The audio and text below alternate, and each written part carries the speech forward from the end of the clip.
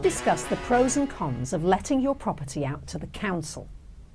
To a new landlord particularly, the idea of having your property let out for a guaranteed rent, for a guaranteed period of time, can look very attractive.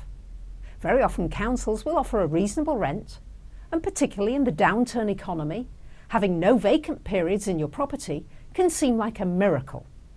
But don't get too excited yet. Here are some of the issues you need to examine. Firstly, some councils pay the rent directly to the tenant, and then the tenant's supposed to pay you.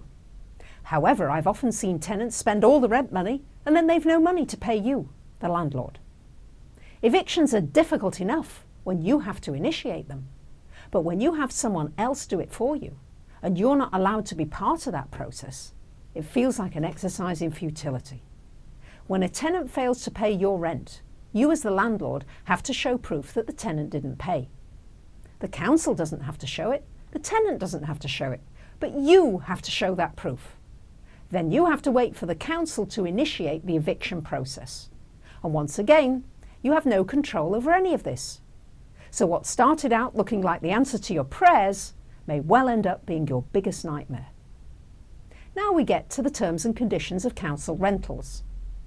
The council reserve the right to rent your property to people who seek asylum, single mothers, the homeless, people on benefits, the indigent and the disadvantaged.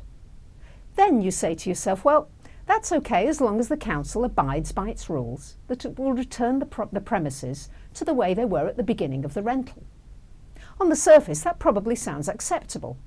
We've already seen how long it takes to evict a tenant, during which time you've received no rental. Now let's look at another aspect. You may need to sell your property quickly because you need the money. This is where the difficulty comes in. The council will tell you that first they have to find another place that's available for your tenants. Whereas the economy greatly influences the buying and selling of property, so that you have a buyer's market and a seller's market, when you're dealing with the council, it's the exact opposite. There is always a shortage of council housing. And what this translates into is that you no longer have autonomy over your own property, because it could take a year, 2 years, 5 years before the council will find another suitable property to move your tenants into.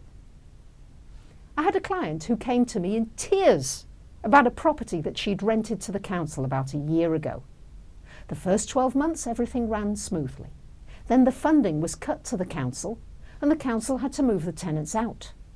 The original agreement was that the premises would be restored to its original condition. This never happened. The place was destroyed by the tenants.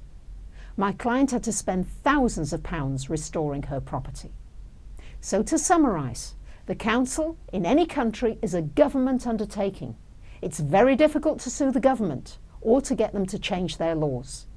So if after hearing this you still decide to rent your property to the council, make sure that you have a lot of money for unexpected repairs and you have a lot of patience to wait it out.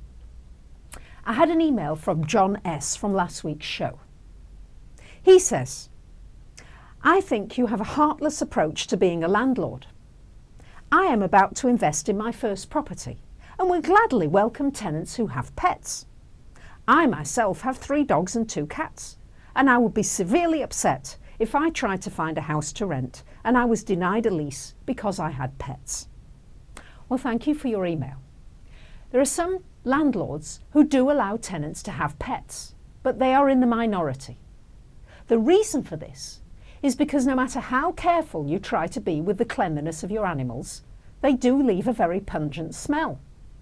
If you leave your cat litter box in a well-ventilated garage, the smell might not bother you. But if you live in an apartment and you have a litter box, you cannot escape the smell.